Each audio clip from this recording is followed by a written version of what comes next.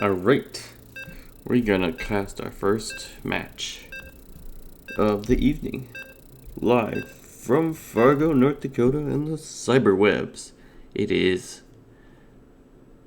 a match between two players, Terran vs Zerg on Daybreak LE. It is no other than Takahashi and Saaomi. Spawning in the top 1 o'clock position as the purple Terran, it is Takahashi. And spawning at the 7 o'clock position, we see our Zerg player. He is in Gold League. It is rival Saaomi.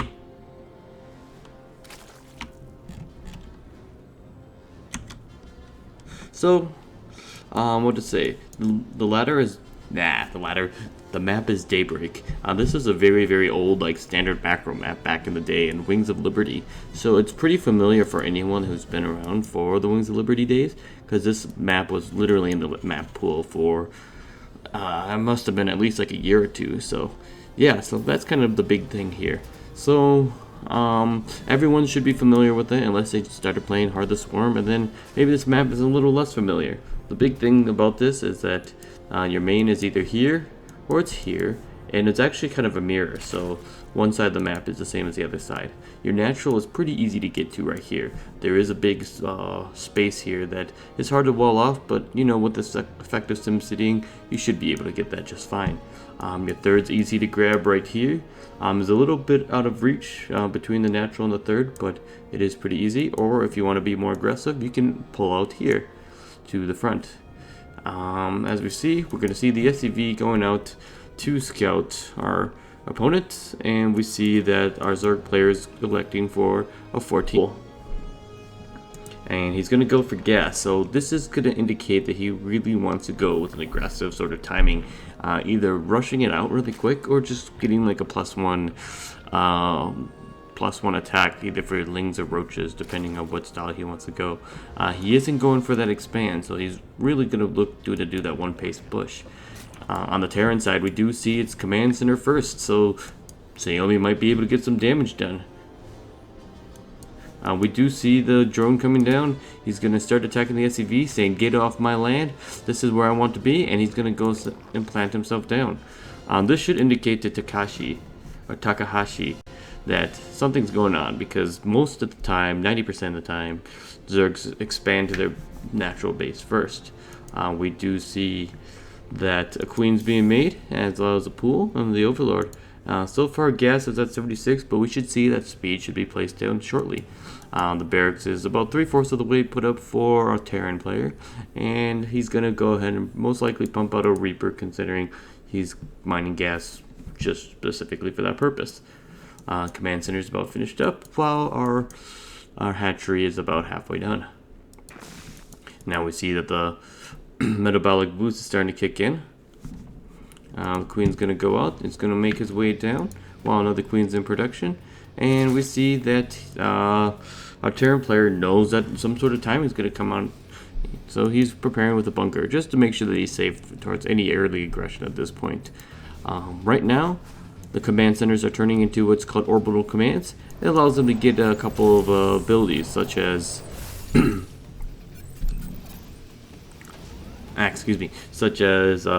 ability to scan an area to reveal units that are cloaked or invisible to the naked eye, or calling down these things called mules. These mules basically allow you to get extra minerals quicker. They're temporary, so you only get to call like one down at a time, or two depending on how many command centers you have, orbital commands. So we see a stream of Zerglings going to go out, so we might see that this might be it all in from our Zerg player, though he is making drones behind this, so looks like he's making a small force just to establish map control, maybe to get Hellions to not come out. This is interesting though. The factory did come down for Takahashi, and he's actually making siege tanks out of it. Along with that, he's making command center, and we do see the Zerglings come in with their speed. They are going to just stay away from that bunker, but the more he's doing it, he's not really doing anything with these guys. He's denying mining at this point, but he's actually kind of in a good spot right now. 2 more barracks down on the way for our Terran player, so he's going to go with 3 racks, 1 factory. We see that Terran player has his first siege tank out. He's going to try to get a shot off these Zerglings, which he is with his siege mode. This should force the Zerglings to move away, and then they're going to lose a couple on his way out, but you know, nothing too much. He disrupts some mining time, and that's about it at that point. We do see that Lair is starting for a Zerg player. Lair allows you to be able to get the second set of upgrades, or second, like tier 2 sort of units right there. So he's about halfway for that. We do see that 2 evolution chambers and a roach warren follow up. So this is going to be rather interesting. We also see a baneling's nest. He's going for all the text. 12 workers in the main and 2 gases, and then we have 14 workers at the natural. If we take a look at the unit counts, we see it's 34 workers to 31. The Terran player being ahead with a 34, plus he has his meal, so his economy is absolutely doing great compared to the Zerg players at this moment in time. So we see a couple additional siege tanks and just a couple of Marines just to provide defense at this point. Lair's completed. We see that's done, and we do see the upgrades. +1 attack and +1 carapace is being upgraded right now. 4 more roaches are coming out and 2 overlords, so it looks like he's gonna do some sort of push at this time based on the actions he's doing. Zerglin goes to try to get this worker, but Siege Tank's just going to take it out. And Zerglings are pretty much going to come back. They can't really do anything at this time. So the Terran player is relatively safe for now. The Zerg player doesn't have too much of an army. And that's pretty much it for today. So if we look at the supply counts, currently our Terran player is at 76 supply and our Zerg player is at 65. What this means is that the population of our Terran player, the human race here, is higher than our Zerg race. Judging by the way that the mechanics of the game works and how the 2 races operate, Zerg should be the one in the lead. So we actually see that Zerg's kind of behind at this point. We do see that he is looking to expand, so it looks like he's just waiting to just set himself down and go ahead and take another base at this point. Set of Hellions come out. They're going to go do some scouting, see if they can get any harassment done. With these amount of roaches, though, they should be able to push him away, but we'll see what he'll be able to do. Zerg is starting to spread these things called creep tumors. When you place them down, they create this like purple gooey stuff right here, and this allows the Zerg, it gives them both vision and speed for all their units, and it allows them to allows other races to not be able to build in that spot because there's creep there. Hellion Scout the Third, they're going to do some poking damage, but nothing too serious. We do see the armies right here, and they're going to actually find the Hellions, but the Hellions are going to be able to do just fine with that. More Zerglings on the way, and we see that the Terran player has +1/+1 halfway upgraded. So our Zerg player is ahead in upgrades at this time. In the middle of our game. I don't know what to make of this. So if we continue to go down, we see it's 90 supply to 120 supply, and the Zerg player is going to go ahead and engage. We do see that there's a couple of splits, and they're going to choose to try to take out the siege tanks while they're here. But this Zerg army should be cleaned up relatively easily. He's even losing some at this point. So Terran player defended that with relative ease, sitting at about 115 supply to the 60 supply of our Zerg player. No workers at the third yet, and we do see a push out from our Terran player. He's pretty much just going to end the game at this point. With the amount of units that are coming through, towards, and then the amount of units here to defend, Saaomi's just not going to be ready for this push. This is a huge push. We see that he's getting a Doom drop ready for the main while he's going to push up in the natural. This is to allow the Zerg player to make decisions, and maybe he might not be the best at making decisions at this time because that's just the way. It all kind of depends how people have crisis management and how many units to split up and such like that too. So banelings being wasted on the siege tank, the big engagement goes through and the Zerg player's going to die. We do see them dropping the main, just getting hit, and it's going to do a ton of damage. So Hellbat's out, they're going to do some damage, roast all the drones, and we see a GG from the Zerg player. And that is GG. Terran player Takahashi wins this. So most excellent. 플레이가 저장되었습니다. Not exactly the greatest game to cast, but I was able to explain some things for people watching.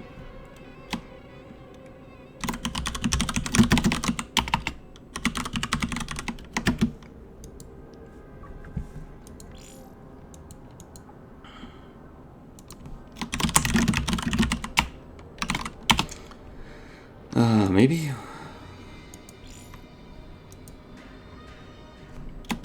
Sorry for leaving, Emily. Yeah, do you want to read again from the same point? Or? No, you beat me when I got up.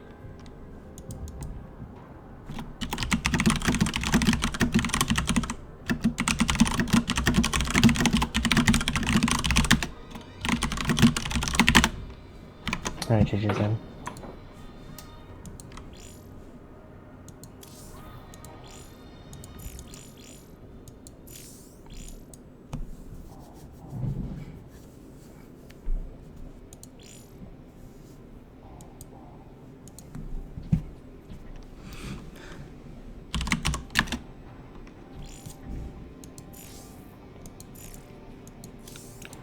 So it looks like we're going to continue casting here. And we're going to keep on playing.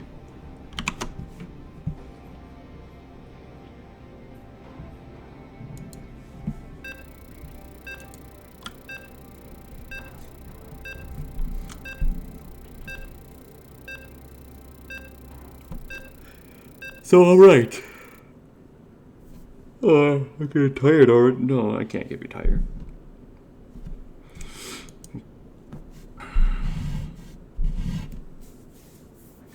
So let's introduce our players. In the bottom 7 o'clock position, we have from Team Rival Gaming, it is the Terran player Takahashi.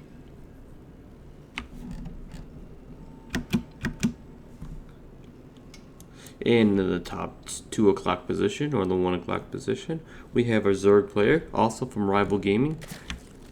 It is Saaomi.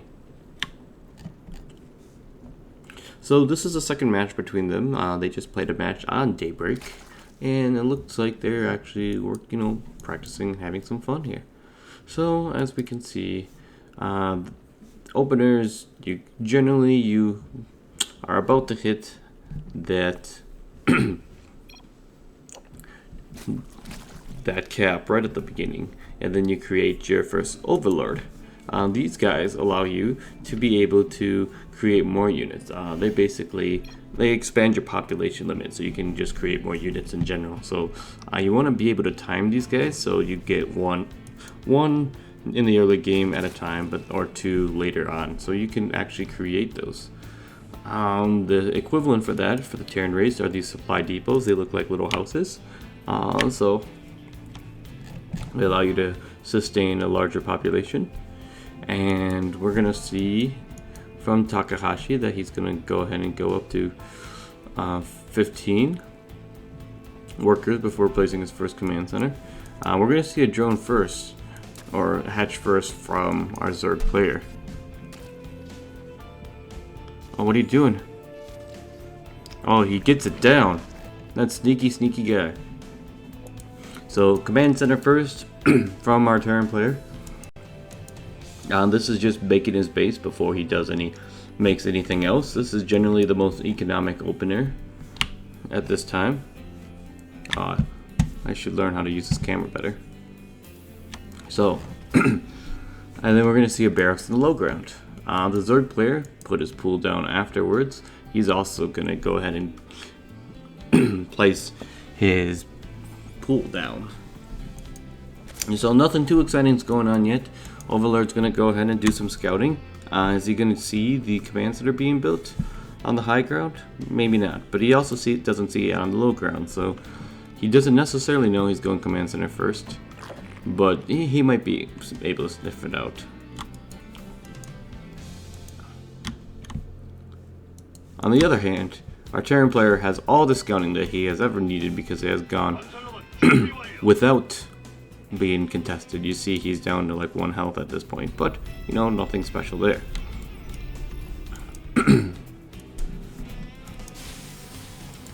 We see double orbital command coming out from the day. This will give him the meals that he needs. And we see the 2 queens coming out from our Zerg players. So a set of Zerglings are set up. They're going to go out and they're probably trying to sniff this SCV. It's just exactly where they're going. We grab them, so look at that. Look at those remains. Couple more drones along the way, so Zerg player is going to keep droning up, and our Terran player is going to go ahead and take his natural finally. Terran has the ability to have their buildings move around just by lifting them up. There's a couple buildings that this doesn't apply to, but generally most of the buildings that Terran has are able to do this. We do see gasless openers from both of the Zerg and Terran player, with the Zerg player just getting his gases now. So opted for late gas. And we see he's going to actually get a 3rd hatchery at about the 5-minute mark. Or excuse me, the 5-minute 55-second mark. So relatively early 3rd. But when you see your opponent going for a fast expand, you probably, as a rule of thumb, as a Zerg player, want to be ahead by 1 base. This is just so you can keep up from an economy standpoint as Zerg, because of the way that the races are designed. So we should see more droning up from our Zerg player.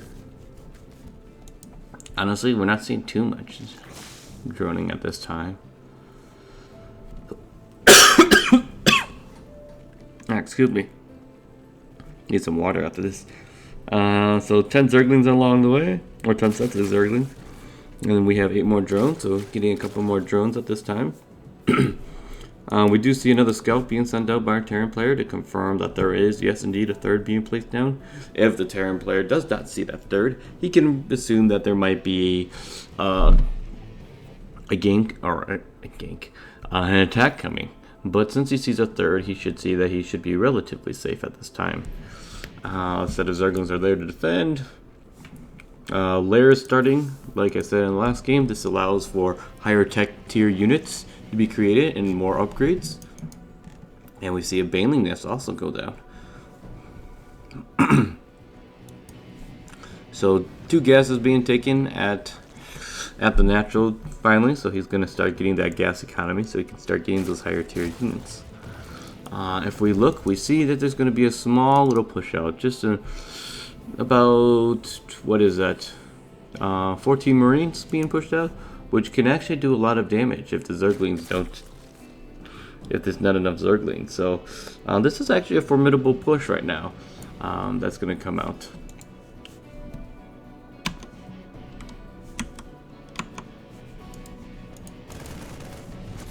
So we see them come through. They're going to go ahead and take out this queen. Zerglings are going to attack. They kind of get us around. This should be able to get them a lot of damage. And we see the Terran player is putting his Marines in the corner, so the Zerglings cannot get us around. So he was able to maximize how much damage he could get out of that. So Zerg defended it just fine with the amount of Zerglings that he had. So I did lose a queen and a couple others. So we see 14 units lost to 15 units. And we see that the Zerg player is behind, or ahead, in how much units, excuse me, how much resources he's lost in that exchange. So if we go back to here, We see the Terran player, he's getting his 2 engineering bays. This is the way that he gets upgrades for his units. And he's also researching stim packs. This allows to give his Marines a temporary speed and damage output for a short period of time, and it also takes away 10 health from the overall unit. So, just continuing to macro up. We see baneling speed is being researched. That's the centrifugal hooks. This just allows banelings to be able to travel faster. And we also see the +1/+1 of our Zerg player being researched as well. Spires on the way for our Zerg player, as you can see. This allows to make aerial units that the Zerg player could use for harassment or for its army composition. Zerglings and banelings standing by. They could be a little bit more active at this time, but our Zerg player Saaomi is choosing to not use them actively at this time. Macro hatch is being made. Basically, this just allows you to be able to produce more units, because that's where all units get produced, are from these hatcheries when you're a Zerg player. You see these little larvae that get produced. And so these larvae allow you to be able to produce units. Now, much bigger force from our Terran players being out. All Marines with 2 medevacs, and they're actually going to intercept these Mutalisks, which is going to be a bad trade at this point. We have the Zerg player, he's trying to engage. The banelings come in, they're slow banelings, and they actually just kind of get wasted on a small set of Marines. So, what does the Zerg player have for units? 5 Mutalisks and a bunch of workers? That's not going to be able to do much. Look at those Marines going in, that stim pack kicking in. He's just doing massive amounts of damage in the natural. The Mutalisks are trying to kind of do some damage, but they're so fragile, they're just going to get taken out by these Marines. Now all the Zerglings are going to get pumped out, but they're just so small and fragile, they're just going to get wiped out too. So a big push from our Terran player just results in a GG.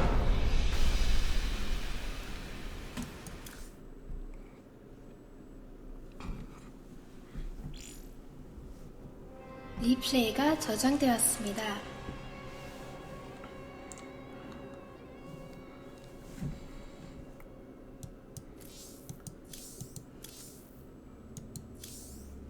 Yeah, that's pretty much it for that match. I explained everything decently well.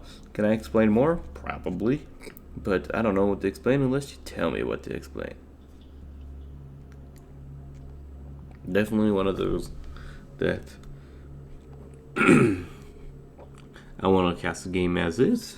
What Saaomi could have done before that, he could have had those banelings and then just engaged better. Banelings, the Terran had a good time where the baneling speed wasn't in, which would have really helped our Zerg player out. But just he hit before that, didn't have that, and that big army was just too much damage.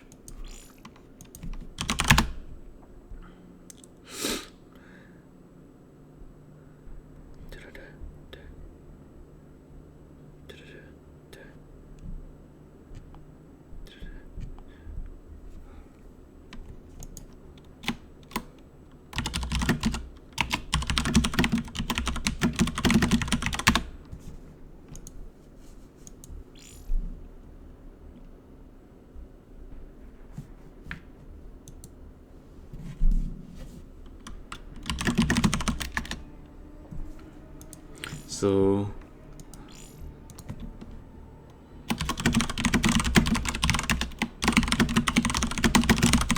looks like one of our players disconnected.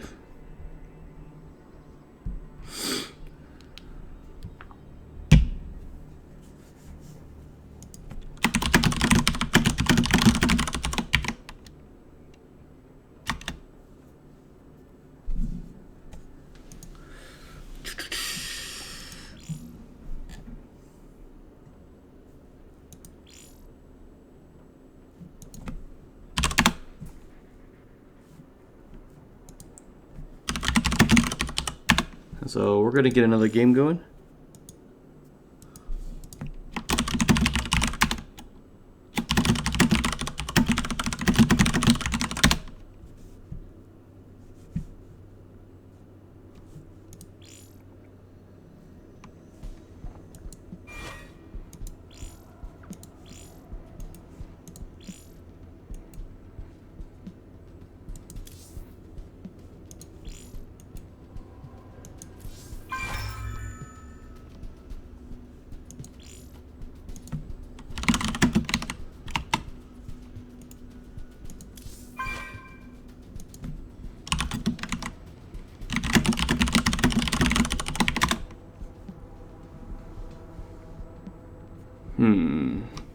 Looks like we're seeing some glitching on the BattleNet.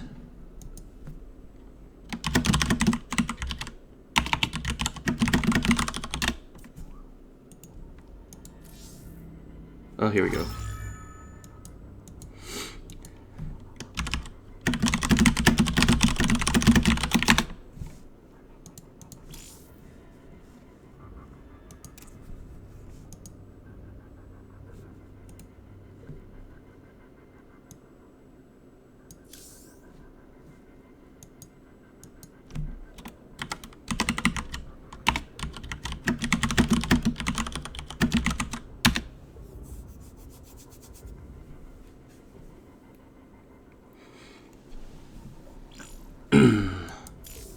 Alright, I'm gonna actually go get something to drink really quick, so I'll be back in 2 seconds.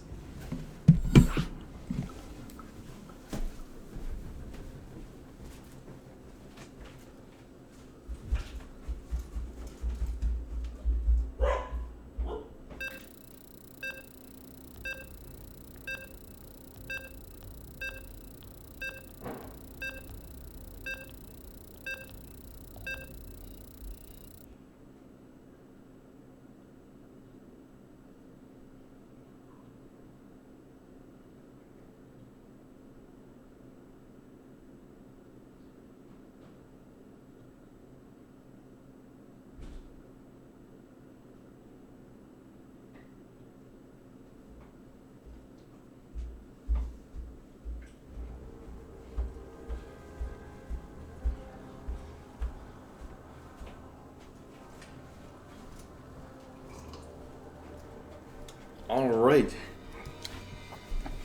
And the 4 o'clock position. We have our Zerg player. His name is Saaomi. And in the 11 o'clock position, we have our Terran player. Also from the last game, it is Takahashi. Alright, so where to start? As you can tell, the beginning of these games are very pretty much the same, unless there is some sort of strong deviation in the normal metagame, in which, so there's kind of time to kill at this point.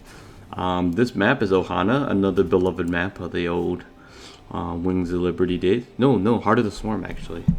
This was a Heart of the Swarm map, kind of in the early days, back in early 2013, when Heart of the Swarm first came out. Was it this map? Wait.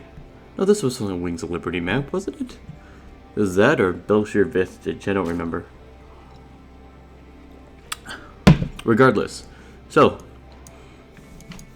early scout from our Terran player. And our Zerg player is going to go ahead and go with the pool first.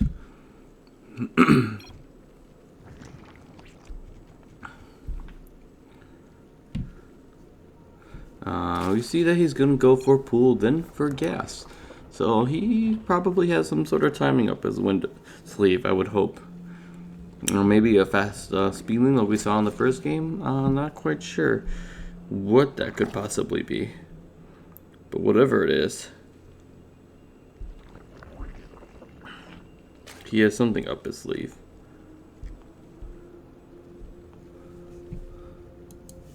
So we see the Terran player, he's actually building a building here. Some people might ask, why is he doing that? And the answer is, so it prevents anyone from actually placing a hatchery down here. As you can see, the building is just sitting here, not doing anything and such. So because of that, the Zerg player effectively can't even expand to that spot until he clears that building. And the advantage of the Terran player is that if he leaves it incomplete, it's not completely built, then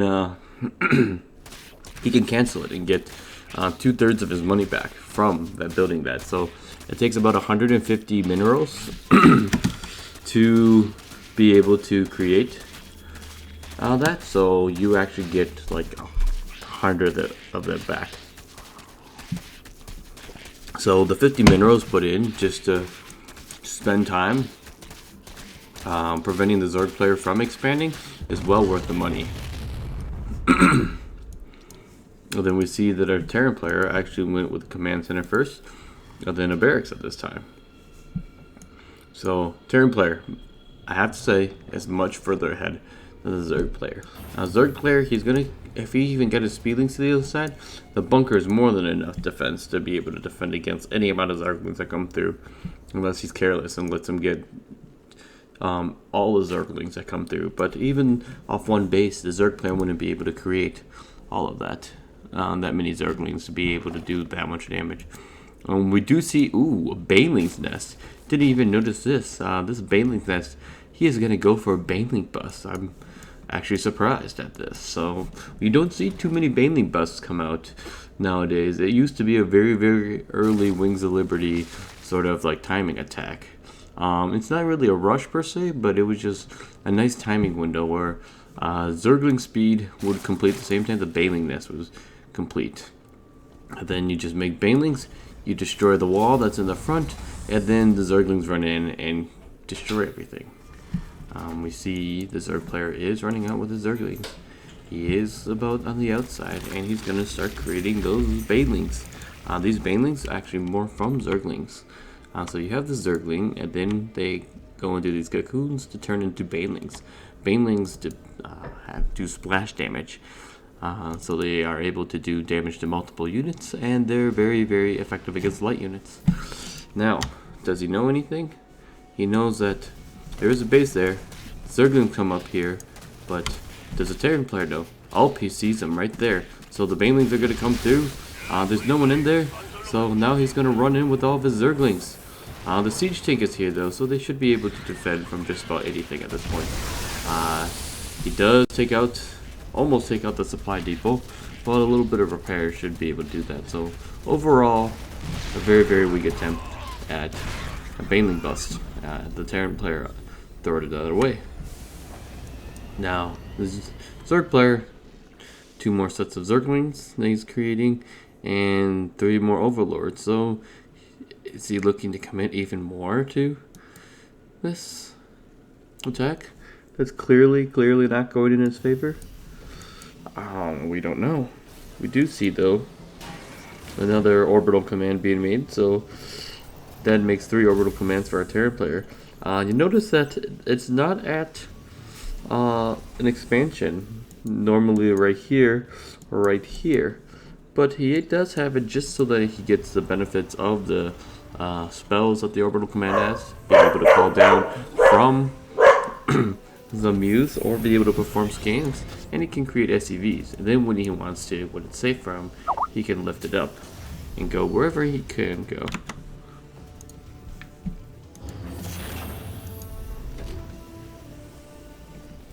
So, if we continue on, we see that he's going to go ahead and make a 4th command center here. He's going to actually be really greedy because he knows that he is really far ahead and that there's nothing the Zerg player can really do at this time, nor can the Zerg player actually do something this time. A set of Banelings and some Zerglings are here, but that's about it. Lair is about 2/3 of the way done right now, and we see that not too much is really happening. We do see the 3rd base is being taken, so the Zerg player is going to look to macro up a little bit, but Zerg player is really behind at this point. He's going to start breaking down these rocks, preventing or allowing him to travel on this ramp. But he first has to destroy these rocks. Viking, that's a flying airplane attack unit. It's going to go around, see if he can pick up any overlords, do some scouting. He's not really seeing too much, but he's just out there just to give more information.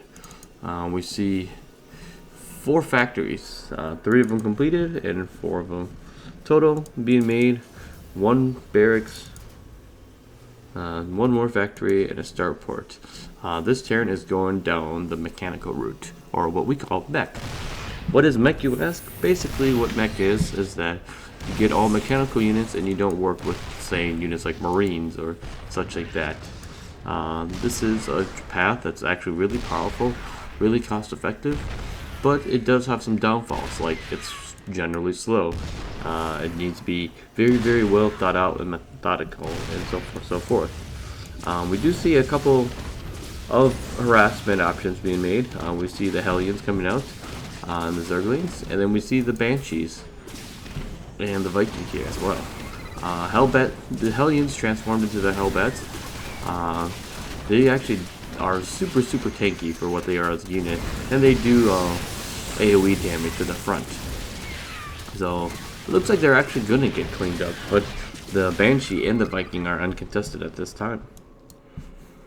34 Zerglings and 4 Spore Crawlers being made.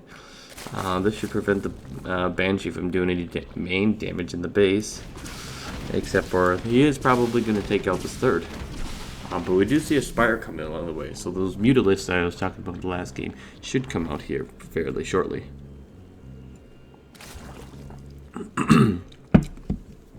So that base is pretty close to falling. We do see some Spore Crawlers being placed, and then we actually see some Queens coming down to be able to take out that Banshee. And they're going to drive away this Banshee because they can do enough damage to just take it out pretty quickly here. So, but the Banshee is getting Cloak. This is a power-up that allows the Banshee to go invisible. And without the unit that can review invisible units, the Banshee can go uncontested. We do see a set of workers from the Terran player going to this base for some reason. Not sure why exactly, but they are. But so they're going to get taken out pretty easy smeezy. Third base already established, and you'll see the second permutation of the command center. We have the planetary fortress. Basically what this planetary fortress does, it has this big cannon on the top of the base. It's able to shoot at things that attack it.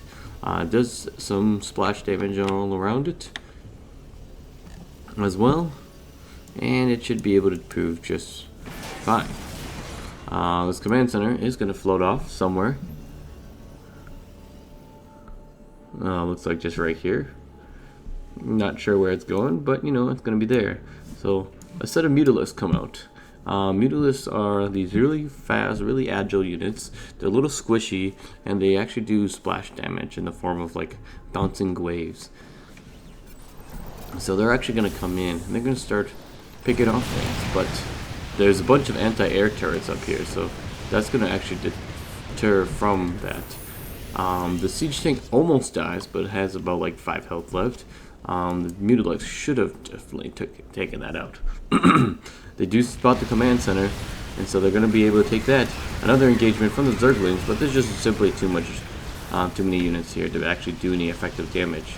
They're going to try to snipe the command center, but these 3 Thors, they also do splash damage. They do tons of damage against these Mutalisks, so they're going to be able to run out and fly away from that.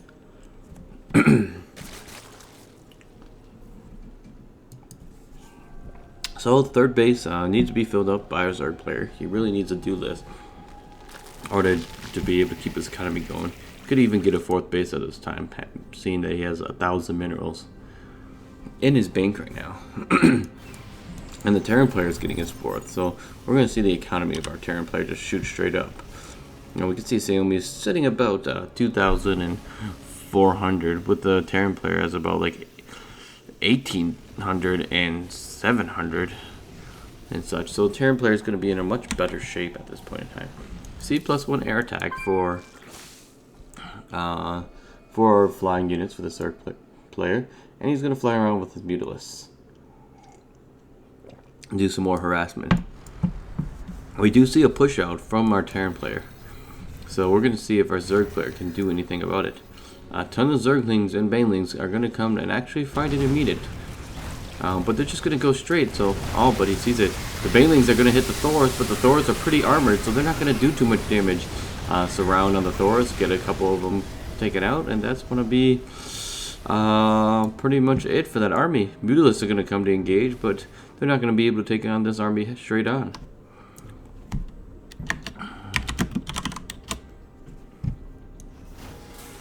So we see siege tanks are sieged up, ready to fire.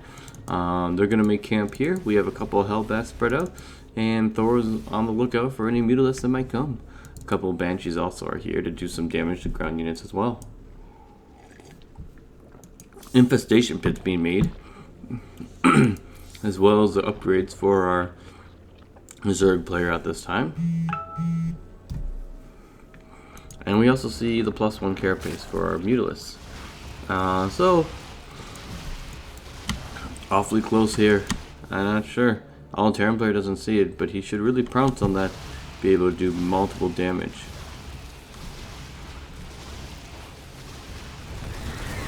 We do see engagement, but these Zerglings are just going to get roasted. They didn't do even a single amount of damage. So as you can see, the Terran player has lost 25 units, and that's about 3,100 resources. And the Zerg players lost 218 units, and that's about 8,000 resources. Basically, when you want to see how cost effective your units are, or how cost effective you're doing, you're going to compare the units and resources lost to the other player. Zerg players are generally going to have more units lost because the way their race works is that they're more units, but the amount of resources is pretty much an accurate statement at this time. Mutalisks are going to come in, try to do some damage here. They're going to be able to wreak some havoc on this base, but the Terran player has moved out, and he's going to be able to take out that base no problem. So they're going to go base for base, but now this Terran player is going to just move out and take out this other base. So supply, as you can see, is a 191 to 126. The Zerg player knows he's screwed, so he's going to GG.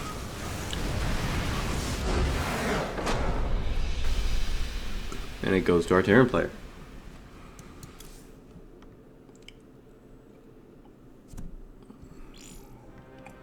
리플레이가 저장되었습니다. So that is pretty much that.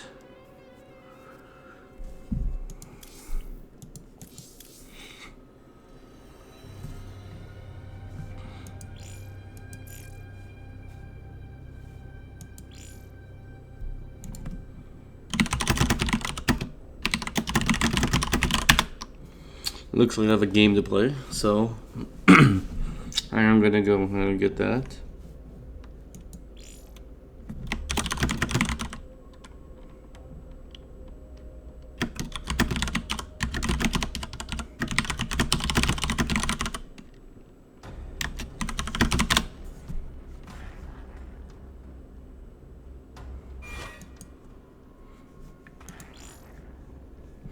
So we're gonna go ahead and play a game.